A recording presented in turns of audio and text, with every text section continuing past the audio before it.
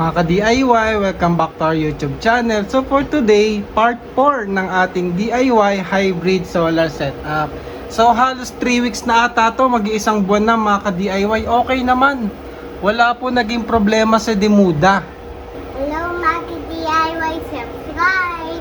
Ayan, subscribe daw kayo. Sabi ni Kid DIY, 100,000 na nga pala tayo mga ka-DIY. Woohoo! So abangan nyo yung mga giveaway natin, parating na. So, yung setup natin, ayan pa rin naman mga ka-DIY, update lang. Nagdagdag na ako ng ground cable, grounding cable, ayan o. Lagyan nyo kasi pag wala yan, makikiliti kayo. Kasi hinawakan ko tong tornilyo, nakikiliti ako mga ka-DIY nung wala pa tong grounding wire natin. Pati yung battery, pag hinawakan ko to, nakikiliti ako eh. So, ito na rin pala yung battery natin.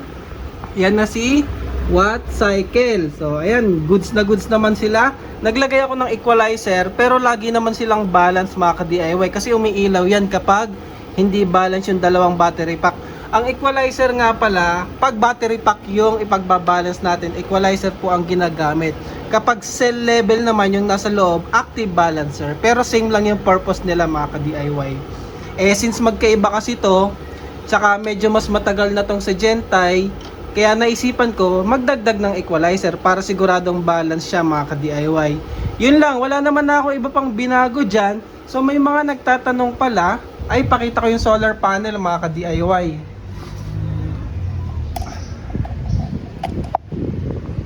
Kita nyo ba? So ayan yung solar panel, labas tayo para makita nyo mga ka-DIY. So nakikipatong lang po ako sa bubong nung may-ari ng apartment, kaya hindi po ako makapaglagay ng malaking solar panel. So papakita ko.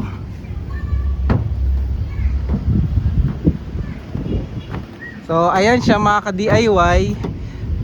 Dati 600 watts lang yung ginagamit ko, ngayon dinagdag ko na tong isa na to. So total natin ay 750 watts mga ka-DIY. Pero wag nyo nang gayahin yan. Kung gagayahin nyo tong setup na to, dalawang 600 watts na yung inyong gamitin mga ka-DIY. Yun yung minimum natin, dalawang 600 watts mga ka-DIY para ma-start yung ating inverter. So balik tayo sa loob. So ayan, balik tayo sa loob mga ka-DIY. Ito nga pala yung ating Wi-Fi module. So USB yan mga ka-DIY. Isasaksak nyo lang sa USB port ng ating inverter mga ka-DIY. So madali naman siya i-set up. Once na isaksak nyo na dyan, install nyo lang yung Solar of Things. Ito, yung Solar of Things na app mga ka-DIY. So open natin yung app. Siyempre kailangan gawa lang kayo ng user account dyan, tsaka login password. Tapos Wi-Fi configuration, lalabas na yung Wi-Fi dyan. I-connect nyo lang siya doon mga ka-DIY. Tapos meron daw notification, no? Pero ayun. Tapos makikita nyo na yung inverter. Pwede nyo na siyang i-add mga ka-DIY. Kagaya nito, naka-add na siya. So nilagay ko na si Demuda 4.2 kilowatt. Madali lang naman i-set up yan, promise mga ka-DIY. May manual naman. Pero ayan na siya. Nakikita nyo, may harvest na tayo ng 156 watts. Makulimlim na kasi mga ka-DIY at saka alas 3 na ng hapon. So nagtutulong na yung solar panel at saka yung battery para i-power yung ating load mga ka-DIY. Kasi 174 yung ginagamit ng bahay, 156 lang yung harvest natin sa solar. So tumutulong na si battery. So kapag gabi at nawala na yung ating solar panel, si battery na lang yan mga ka-DIY. Medyo may problema lang sa animation niya, no? Walang lumalabas na blue. Minsan merong lumalabas dyan na blue eh. So pwede nyong palitan, ganyan yung, kung gusto nyong ganyang view, pwede rin. So ayan. Tapos ngayon, di ba nga, pag nawala na yung solar panel natin, battery na lang yung lalabas dyan. Pag nalobat na yung battery, grid naman yung may tuldok dito mga ka-DIY papunta sa ating bahay. Ganun siya kasi nga hybrid. So automatic na po yan. Meron kasi siyang built-in na ATS. Hindi na yun nararamdaman sa bahay kapag lumipat na siya sa grid mga ka-DIY. Kasi nga, meron na siyang relay na 10 milliseconds mga ka-DIY. So pakita ko rin. So meron kasing chart dito. Ito yung data, nakikita nyo yung harvest ng solar, kulay blue, at yung load or yung power na kinukonsume ng bahay ay yung kulay green. Meron yung analysis para kita yung battery. Ayan, no? So, kuha ako ng magandang araw, yung mas maganda. Kasi ngayon, kulimlim eh. Hindi maganda yung harvest natin for today. Ayan, ito maganda. Nakikita nyo mga DIY, yung kulay purple. Kita nyo pagputok ng araw, nagcha-charge, nagka-harvest na yung ating solar. O, diba? Perfect na yung ating harvest. Ang ganda. Wala masyadong ulap nyan eh. Tapos nakikita nyo yung battery, pag yung curve pababa, ibig sabihin nagcha-charge na yan. Kapag pataas naman, ayan, ibig sabihin, nagpa-power na siya sa bahay mga ka-DIY. Yung kulay blue naman, yan yung load natin sa bahay. Kaso yan, apparent. Kasi hindi ko mapakita yung active power. Iba kasi yung ano niya, yung active power kasi dito nakaka-kilowatt eh. Watts lang yung scale natin. Kaya ang ginagawa ko, yung apparent na lang yung nilalagay ko para makita ko. Usually kasi mas mataas yung apparent kaysa sa active eh. Pero technically, ayan. 'Di ba? Sa umaga, tingnan nyo to sa gabi. Gabi pa to ha, mga ka-DIY. Yung battery pa yun, or madaling araw, yung battery pa yung nagpa-power sa ating bahay. And then, nalobat na siya itong time na to. Tapos, ito yung hindi ko pa ma-explain. Bakit nagcha-charge siya saglit sa grid? Ayan no, sa grid. Mga alas 5 to eh. O, ayan o, nag-charge siya ng 70 watts from grid. Pero yung charging ko, sinet ko lang ng solar mga ka-DIY eh. So, baka meron dyang may alam sa Dimuda na inverter o kaya sa Anern, bakit may ganon.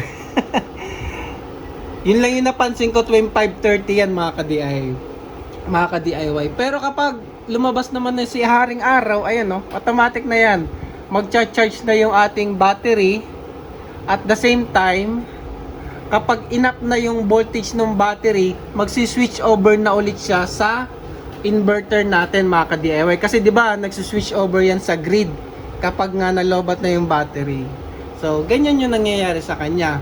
Once na-meet niya na yung 27 volts na sinet ko, lumilipat na ulit siya sa inverter mga ka-DIY. Hindi na sa bahay. Kung sana mas malaki yung solar panel ko mga ka-DIY, hindi na mangyayari yung lilipat sa grid eh. Kaso nga, limited lang tayo. So, bitin yung solar panel ko mga ka-DIY. Tapos yung battery, syempre, hindi rin siya napupully charge ng todo kasi nga kulang yung battery, yung solar panel natin. Siya nga pala, update din, may mga nagtatanong ano daw size ng cable na ginamit ko. 4mm po yun. Capable po yun ng 20 amps. Sobra-sobra na yun. Kasi yung current ko dyan, 8 lang naman mga ka-DIY. Kasi nga, yung ginamit kong DC breaker, 10 amps lang. Pero kung gagawin nyo to, di ba nga, ang sabi ko, gamitin nyo is dalawang 600 watts. Kasi, yung dalawang 600 watts mga ka-DIY, ang output current niyan ay 14.88. So, hindi pwede yung 10 amps. Dapat 20 amps yung gamitin nyo. Bakit ba sinasabi ko na dalawang 600 watts yung gamitin nyo? Kung startup voltage kasi niyan mga ka-DIY ay 60 volts. So kapag isang 600 watts na panel lang, ang isang 600 watts na panel kasi mga ka-DIY ay ano lang yun, 40 volts, ayun no, 39.75. So dapat at least dalawang 600 watts. Pero kung sa setup ko kasi maliliit na 150 watts, na-reach ko naman yung minimum na 60 volts gamit yung 4 na panel. Kaso nga hindi siya efficient or hindi sulit. Masulit pa rin kung gagamit na lang kayo ng 600 watts na solar panel. So, dalawa nga lang gamitin yung mga ka-DIY. So, ayun. So, ayan na yung mga tinatanong nyo. Ilang ampere daw yung MTS ko? 40 amps po yan. Yung AC breaker ko 20 amps, tapos yung battery ko nga 63 amps lang. Pero kung malaki yung setup nyo, 150 dapat yan, yung malalaki na mga ka-DIY. Tapos ayan yung solar panel. Tapos isa pang tanong mga ka-DIY, magkano daw yung nagastos ko dito sa setup na to mga ka-DIY? So para sa setup po na to, ang nagastos ko ay asa na yun? 45,000 mga ka-DIY. O diba 45,000 meron ka ng solar setup, na kayang paganahin lahat ng appliances sa bahay. Pero syempre, hindi only aircon na yung mga basic. Kasi kagaya ng mga electric pa namin, rice cooker, TV, washing machine, wifi, lahat ng ilaw, lahat yon dito po sa solar setup na to nakakabit. Pero yung rep namin, itong microwave at saka yung electric kettle, ayan, nakahiwalay kasi yan, hiniwalay ko. Kasi bakit? Kaya siya nung inverter. Kasi 4,200 watts naman yung capability ng ating inverter. So kayang-kaya niyang paganahin lahat yan. Kahit nga magsabay pa, kaya niya yan mga ka-DIY. Kaso yung battery ko po at saka solar panel hindi sapat. So yung battery ko po at saka solar panel sapat lang para dun sa mga iba naming appliances, yung mga ilaw, electric fan, TV, washing machine at saka rice cooker. Yun, lahat yun. Sa solar yun, nakakonect mga ka-DIY. Hiniwalay ko siya dito, oh. Kasi di ba ito yung main. Tapos itong AC na to, yung aircon. Tsaka yung outlet, yung high load. Kaya high yan. Itong mga to magkakonect. Tapos yung outlet na low current lang. Tsaka yung mga ilaw ay magkakasama sa solar mga ka-DIY. So hiniwalay ko. Hindi kasi kaya ng battery ko at saka solar panel. Pero yung inverter, kaya yon. Nagdagdag lang ako ng solar panel at battery. Kaya na sana yung buong bahay eh. Pati aircon, anli pa. Kaso nga, limited tayo. Hindi natin sarili yung bubong na yon mga ka-DIY. Kaya nililimitahan lang natin yung pwede nating ilagay. Pero ayun, kung kayo yung magsiset up, ito nga, minimum natin ha. Ito yung minimum setup. Tapos ito yung medyo goods setup. Kasi may maximum pa eh.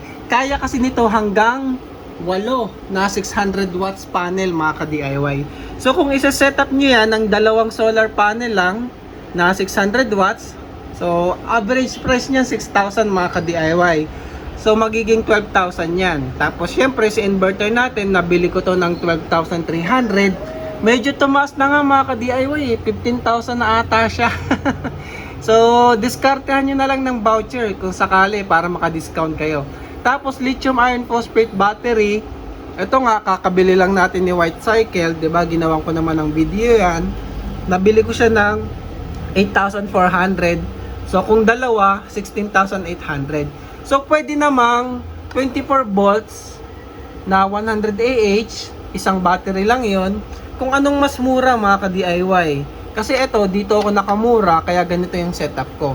Kung mas mura nyo mabili yung 24 volts 100 Ah, pwede rin yun mga ka-DIY. Depende na lang kung ano yung mas mura na mabibili nyo, kung saan kayo makakatipid. Tapos, syempre railing kit, yung pagkakabitan ng solar panel, at syempre yung ating protection devices. So yung ganong setup, kapag meron kang dalawang solar panel na 600 watts, kaya po niyang mag-produce ng, yung battery muna natin. Battery capacity natin is 1.28 kWh. So kung dalawa, 2.56 kWh yung ating capacity sa setup na to. Tapos kung meron kang 600 watts na solar panel na dalawang piraso, ang total output nun ay 1,200 times 4 sun hours. Yan kasi yung constant value natin para ma-estimate natin yung daily output mga ka-DIY. So ang total na ma-harvest natin ay 4.8 kWh, o diba? Halos 5, tapos ito 2.5. So kayang-kaya natin i-full charge kagad yung battery, and then yung iba ginagamit natin sa appliances natin sa umaga, sa maghapon mga ka-DIY. Tapos yung battery mabilis pa natin mapu-fully charge, o di ba? So kung ito total natin, kung magko-compute tayo ng ROI, 4.8 kWh na daily harvest natin times 30 days. So, sa isang buwan, meron tayong 144 kWh. I-times natin sa presyo dito sa amin, 15 pesos per kilowatt. So, may total savings tayo dyan na 2,160 pesos. Kung i-compute natin versus dun sa ating total cost, meron tayong 21 months ROI. So, halos 2 taon mga ka-DIY. 3 months na lang, o, diba? Sabihin na natin 2 years ROI, diba? Pero syempre, hindi ito naka-maximize kasi naka-minimum solar panel lang tayo. Kung yung bill nyo sa bahay, kung yung bill nyo umaabot lang ng 1,000 to 2,000, pwede na yung ganitong setup. Pero kung yung bill nyo umaabot ng 3,000 to 6,000, ganito yung gawin yung setup. Gawin yung 6 na solar panel mga ka-DIY. Kasi kapag may 6 ka na solar panel, ang total na ma-harvest mo dyan ay 14.4 kWh per day. O, diba? Ita-times mo lang yung 600 times 6 pieces, 3,600 times 4 sun hours, 14.4 kWh. Times 30 days, 432 kWh yung pwede mong ma-harvest sa isang buwan mga ka-DIY. And then syempre, 4.32, 432 times 15 pesos, ang possible na savings natin dyan ay 6,480. Times natin yan, or i-divide natin yung total cost. Kapag itong setup na to pala, total nyan 100,000 or 102,800 divided by 6,480. So, estimate lang naman to hindi to yung actual talaga. Pwede yung tumaas, pwede yung bumaba mga ka-DIY. Depende sa harvest natin yan. Kasi minsan makulimlim, minsan naman ang ganda talaga ng harvest, sobra-sobra. So, roughly 1 year and 4 months mga ka-DIY. Diba? Mas mabilis yung ROI kasi nga, minaximize pa natin yung solar panel natin. Tapos yung inverter natin, saktong-sakto sa kanya. Kasi ito kasi, malaki yung inverter mo kung tutuusin sa setup na to mga ka-DIY. Pero kung ima-maximize natin, pwede pa nga pwede nyo pa yung gawing 8 mga ka-DIY. Kasi hanggang 5,000 watts yung kaya ng ating inverter na solar input. Kahit 4.2 kilowatt lang siya, yung 5,000 watts na solar panel ay pwede nyong ikabit sa kanya mga ka-DIY. So kung i-compute nyo yon, 8 na 600 watts mga ka-DIY, kayang-kaya niya. So ayan. So kung yung Meralco bill nyo mga ka-DIY ay umaabot ng 4,000 to 6,000, ito yung gawin yung setup. Yan yung magiging gastos nyo. Estimated Siyempre, depende pa rin yan sa current price. Nag-iiba-iba yung presyo. Lalo itong battery. Yung battery pala na ginamit ko dito sa computation nito. Siyempre, mas malaki yung setup. Mas malaki din yung battery. 24 volts, 314 Ah or equivalent sa 8 kWh yung battery na to mga ka-DIY. Kasi siyempre, alangan naman gumamit tayo ng 100 Ah lang, 24 volts, sobra-sobra yung solar panel natin. Dapat ima-match din natin. So kung meron tayong daily harvest na 14.4 kWh, yung battery natin 8 kWh, so mapu-fully charge natin yung battery. Meron ka pang 6 kWh na nagagamit sa maghapon mga ka-DIY. Kasi yung 8 kW sa gabi mo na yan, di ba? Or sa maghapon din. Depende talaga sa usage yun mga ka-DIY. Meron kasing iba malakas gumamit sa umaga, meron namang malakas sa gabi, meron namang balance. So depende talaga sa gamit. So eto medyo binalance lang natin to kasi di ba halos kalahati yung battery natin at saka yung harvest mga ka-DIY na nagagamit sa maghapon. So ayan, ito yung dalawang sample computation, isang 2,000 pesos at isang 6,500, o di ba? So ayun, depende na lang talaga sa inyo mga ka-DIY. Kung ano yan, kung i-contractor niyo yan, nasa 200,000 siguro mahigit. Pero kung kaya nyong i-DIY, ayan, malaki yung matitipid nyo. At the same time, matututo rin kayo. Yun nga lang, syempre, kaya kailangan nyo mag-ingat mga ka-DIY. Kasi for safety, hindi naman po basta-basta. Lalo, yan, 6 na solar panel yan. Pag siniris mo yan, makukuryente ka na dyan. May arcing na yan mga ka-DIY. Kasi high voltage DC na rin yan mga ka-DIY. I-times mo yung 40 times 6. Ilan yun? 240 volts DC na rin yun mga ka-DIY. Makukuryente ka nun. Kaya mag-iingat kayo kung gagawin nyo tong DIY na to. Pwede din kayong umattend ng mga solar seminar. 'Di ba may mga ganon, yung 2 days, 3 days training. Mag-training kayo ng ganon. Tapos ikaw na yung mag-set up ng solar mo sa bahay, o 'di ba? Naging guide niyo na tong video na to, nag-training ka pa, o 'di ba? Tapos ikaw na mag-set up. Makakatipid ka ng 100,000 sa setup mo sa bahay mga ka-DIY. Yun po yung simpleng technique. Basta may oras ka na gawin naman yung solar setup sa bahay. Pwede yun mga ka-DIY, di ba? Yun namang mga solar panel at saka battery, depende sa supplier kung legit yung binilhan mo, may warranty naman yun di ba? So basta itatago nyo lang yung resibo. So ayun mga ka-DIY, ano pa bang i-share ko? Comment na lang kayo kung may tanong pa kayo about sa ating solar setup. Ay papakita ko yung total na na-harvest na natin, oh. Makikita natin dito, oh. So, sa mula nung kinabit ko siya, naka 89 kilowatt hour na siya, mga ka-DIY. Tapos for today, dahil nga makulimlim, meron na siyang harvest na 2.6 kilowatt hour. So, mababa yan. Usually talaga, ang target ko doon ay 3 kilowatt. Kasi, 750 times 4, nasa 3 kilowatt yung average na harvest ko talaga dapat. Pero minsan lumalagpas pa yan, 3.5, 3.7. So kapag maganda yung harvest. Ngayon, makulimlim, 2.6 lang siya, mga ka-DIY. So ayun. Tapos dito, yung isi-set nyo pala, yung sabi ko sa inyo na nagta-transfer siya. Dito, papakita ko number 14 at 15 ata yun. Ayan, ito. Number 15, yan, BTG. Ibig sabihin yan, 24 volts. Kapag nag 24 volts na yung battery, lilipat na siya sa grid. Battery to grid, mga ka-DIY. So kapag na-reach na nung battery ko is 24 volts, nalobat na siya, lilipat na siya sa grid. Gamit yung kanyang ATS function, meron siyang relay. From inverter, lilipat na siya sa grid, mga ka-DIY. Ngayon, sa umaga, hanggang ano na yun hanggang umaga na yun.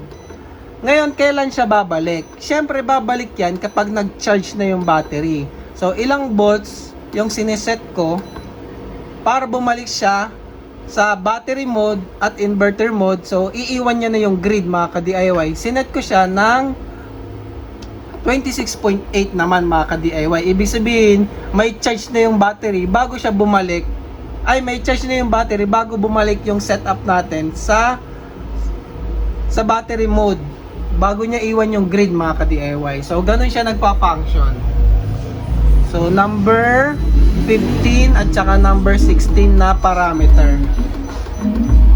Ayan, 15 battery to grid, tsaka ito back to battery. O, diba? Back to battery.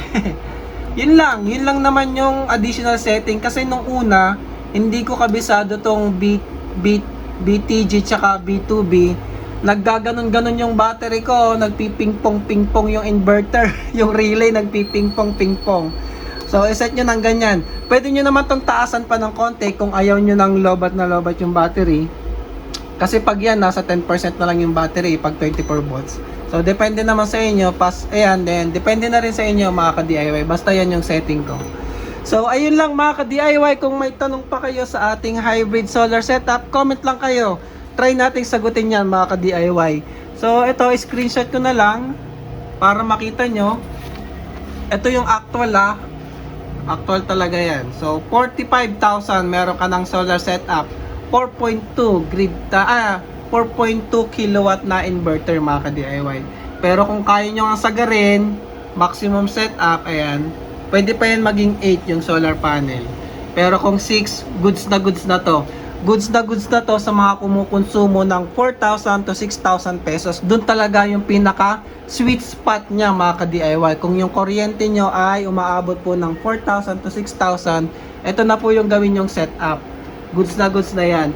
Pero kapag lumagpas na kayo ng 6,000, doon na tayo sa mas malaking inverter. Yung 6.2 kilowatt naman, mga ka-DIY. So, yun lang muna. Maraming salamat. Thank you for watching, mga ka-DIY.